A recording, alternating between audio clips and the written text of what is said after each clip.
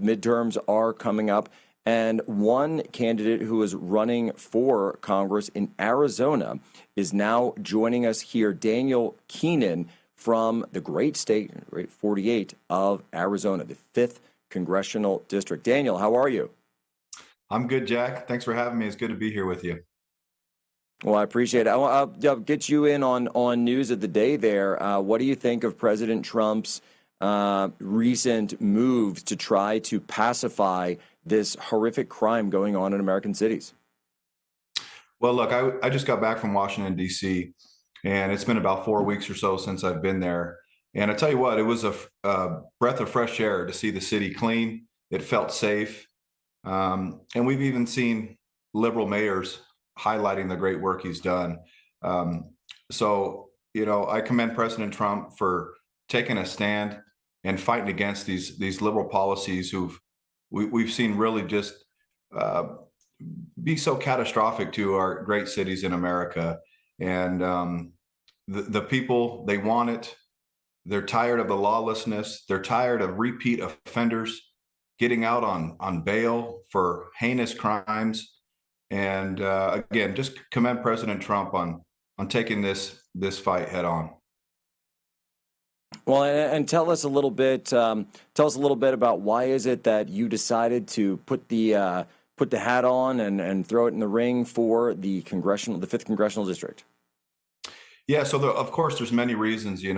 I first thought about it in 2020 when I saw our rights being stripped away, and particularly a lot of garbage in my kids' school that I didn't agree with. But the main reason is, look, I feel like there's not enough members of Congress that are doing their job. They're going to Washington for all the wrong reasons, and we're sending them there to pass the agenda of the president that we voted for.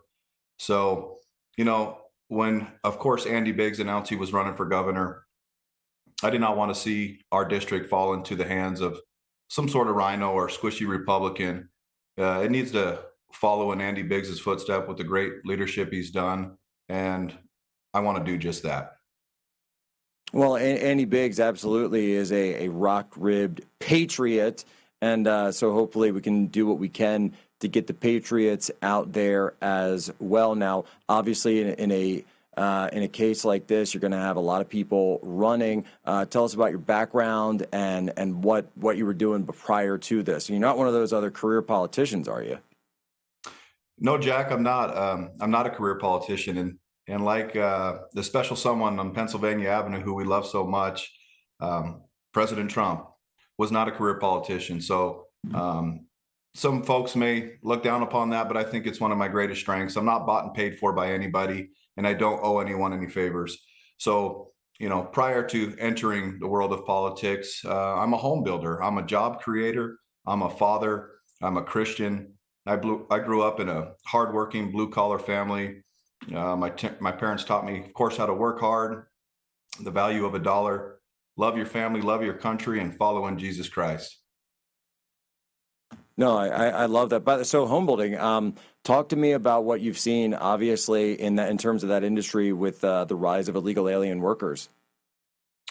Well, particularly in Arizona, it's been a problem for a long time. Of course, it's a border state, and I always give the analogy. When I was growing up, learning the trade, one of my first jobs was a framer. That's what I know first. And in the beginning, all of our framing crews and most of all our crews was all Americans, hardworking Americans, and slowly you saw it slip away to illegal immigration.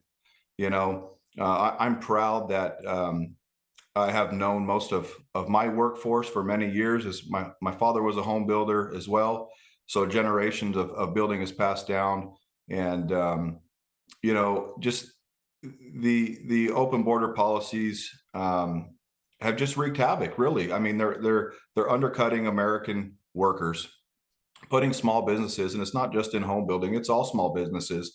When you have someone coming in saying, "Hey, I'll do the job for half the cost," and they have some sort of proof that they are here legally, it's putting small businesses in a bind.